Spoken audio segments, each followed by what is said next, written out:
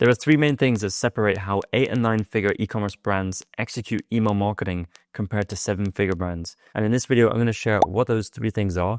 We're going to go through them step by step, and I'm going to show you the specific tools that these 8 and 9-figure e-com brands are using to get ahead as well. So if you don't know who I am, my name is Jordan Hayes. I run a retention marketing agency. We help e-commerce brands scale their revenue through email and SMS marketing. We help you extend lifetime value, increase returning customer rate, etc. So this is just one of a refresh on one of our dashboards. I was just in here, and you can see here that we have 33.55% of revenue in the last 30 days alone, June 17th to July 17th. So that's 30 days. And this is an 8-figure brand that we manage email marketing for. And if you're running an e-commerce brand, you're doing at least 100K per month in revenue, and you want someone to manage the retention marketing side of your business for you, to retain customers, to get people to come back and buy again, to build an email and SMS marketing program with strong flows, with A/B testing, with campaigns, with a pop-up that converts, with deliverability, segmentation, everything included, everything done for you, then that is exactly what myself and my team at my agency do. And if you are interested in that, then there's a link below this video in the description. You can go to our website, you can book a call with me,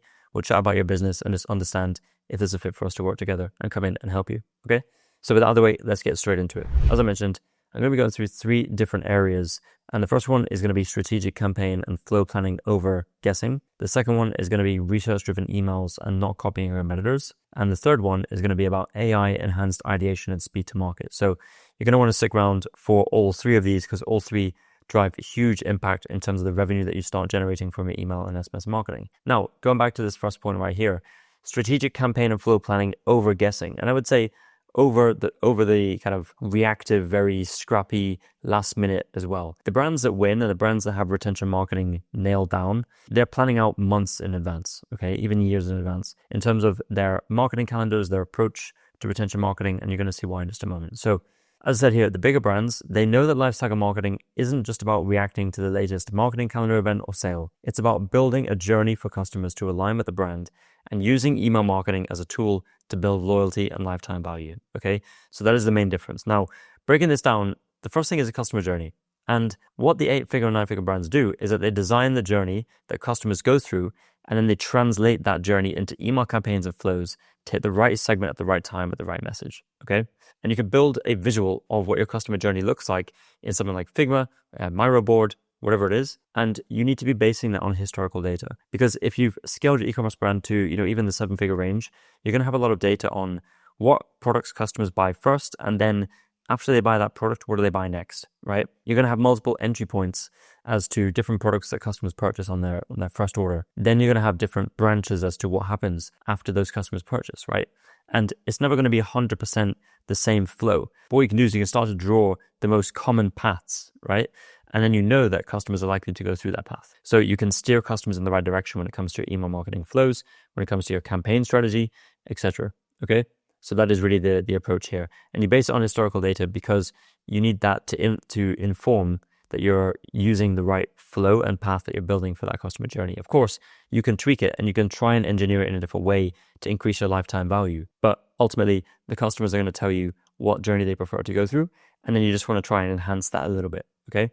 And this all goes back to increasing lifetime value, which I'm going to come back to in just a moment. So when it comes to the next point, it's all about organization, right? Sounds very simple, but what you need to be doing is housing a campaign calendar, your flows, your A/B tests, your pop-ups in one central location. And what I'm going to show you right now is we use a Notion space to store, organize, and update these areas. So when it comes to the actual tools to use and using Notion for organization, this is just one of the spaces that we have for one of our clients. You can see here, the campaigns are on a campaign calendar in Notion. We can open each of these cards and see exactly the campaign itself. And then all these are marked as, sent once they're actually sent, and so on and so forth, okay? And, we plan this out in advance. The next thing is flows are in a table organized like this. We have all the flows right here with the status, etc., etc. Then further down the page, we have a separate area for A/B testing, and then we also have a winner log as well. So you can see how all of this is housed in one location. And that just means that everything is in one place and not spread out across multiple different platforms, right? We want to try and centralize that as much as possible for organization, but also for ease of access and ease for the team to use that system. Second thing is performance reporting and tracking. And we do this in a Google Sheet because it just allows for a lot more functionality. And, it's the age-old, the good old, you can't beat it, Google Sheet, right?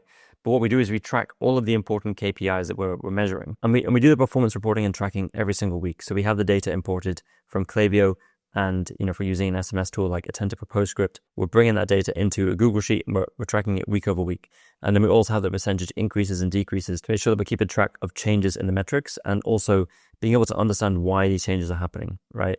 So for example, if the revenue went down, okay, maybe we just sent less emails, or maybe we sent the same amount of emails, but some of our emails weren't as impactful, right? So you can see how once you have the data, and if that data is improving or getting worse, then you can begin to understand why that is happening, okay? And then take action, of course, from that. When it comes to lifetime value data, so I touched on this earlier, but basically you need to have your lifetime value numbers very clear, and you need to be able to set lifetime value targets if you're going to want to increase your lifetime value. So the first thing to do is actually get lifetime value data.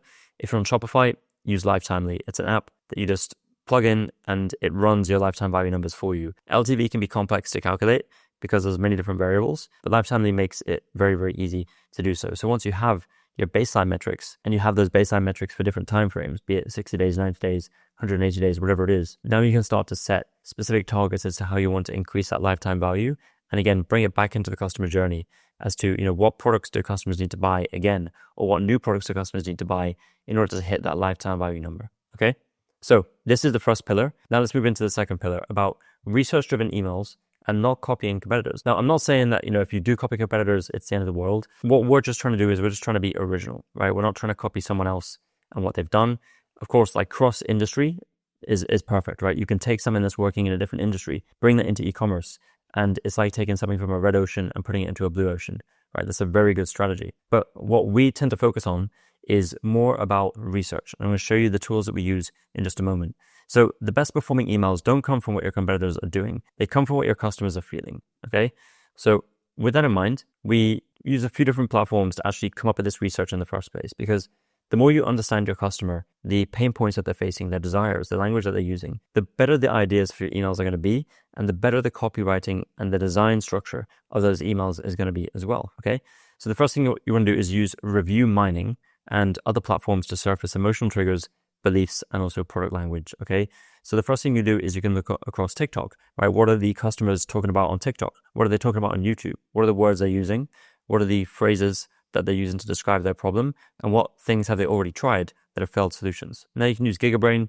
GigaBrain is a way for you to really just go through a bunch of different Reddit articles at a much faster pace and extract the insights out of them without having to research and find and go through them all yourself, okay? Reddit is a goldmine for, again, understanding your customers on a deeper level and being able to talk to them on a deeper level as well as a result. Google Trends is another great one just for understanding what people are actually searching for.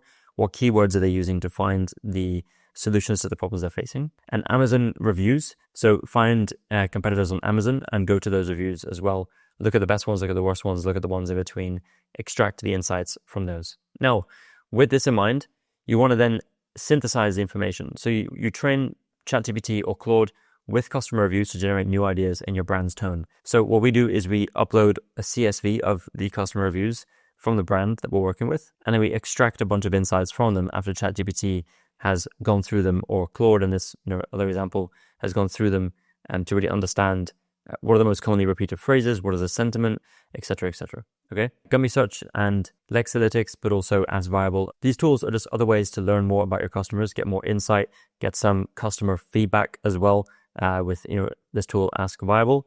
But yeah, that's just a step further. Now, I will say as well, what's not here and what is important is calling your customers, speaking to your customers, understanding what they like the most about the product. What was the reason for them to purchase? You could also use post-purchase survey data that you should be collecting for attribution anyway, but ask them questions like, what was the main reason they purchased today? Was there anything that really stopped them from making that purchasing decision? And that's going to give you some great insights as well into how your customers think. So the third and final area is AI-enhanced ideation and speed to market. So the common misconception is that AI is all about like replacing people, but AI isn't about replacing your people. It's not about replacing a team, not even about replacing itself. It's about replacing certain tasks, but it's more about supercharging the team's output and unlocking velocity at scale.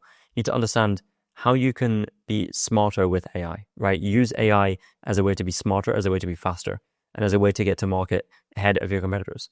And there's different ways to do this. So we use AI to generate fresh drafts of email copy, right? It's much faster, but then we always rewrite with human nuance. The second one is we identify trends in best performing emails and angles with the use of AI, and then also enhance customer experience with AI personalization. So the specific tools that we're using are email design tools. So one of them is Migma.ai, and another one is Ripple, GetRipple.ai. And what these allow you to do is they allow you to produce email designs with AI, which, then you can obviously tweak afterwards. But what it does is it speeds up the process of design, by a lot, right? And you can create these templates that you like after the AI has created them for you. And then, of course, you can reuse those in the future. So that is one way to enhance the speed at which you bring new emails to market. Another way to use AI within email marketing is this tool called Maverick. Now, we've been using Maverick for a few years, and their first product that they came out with was these AI personalized videos. So basically, you can have these AI personalized videos that go out within flows, such as an abandoned cart flow, post-purchase thank you. If we just look at this one right here. Teresa, thank you for your purchase, and congratulations for taking this life-changing step toward... So this is fully AI generated, and we have a bunch of clients that are using Maverick and are seeing amazing results with it. Jocelyn, thank you for your purchase. You can see how it inserts the names of the customers into the video itself, and again, that is also AI generated. So if Jocelyn wants to purchase, she then gets a post-purchase email with a video that says, "Hi Jocelyn, thank you for your purchase, and this is from the founder." So a great personal touch, but everything is generated with AI. You see here another abandoned checkout example. Sophia, I'm Bear, founder and CEO of Bruisable, and I noticed you left some stuff behind in your cart. You deserve the same quality gear that the pros would. Okay, so you see right there, there's one for Welcome Series, etc., right? So these work extremely well. Maverick has since launched other products, such as a content optimizer where they automatically come up with AI-generated subject lines to increase open rates. And then they also have this inbox placement optimizer as well, where you just have more chances of landing it in the primary tab versus the promotions folder or the spam folder. All right. So those are the AI tools that we use. And really, those are the three areas that 8-figure and 9-figure e-commerce brands use to better execute email marketing compared to 7-figure e-commerce brands. So hopefully there's a lot of things that you can apply to your own e-commerce brand from this video. As I mentioned earlier on, if you are looking for a partner to completely own the retention marketing side of your business within email and SMS marketing to increase lifetime value, increase returning customer rate, but even convert more of the non-customers in your funnel into customers, then that is exactly what we do for a handful of e-commerce brands.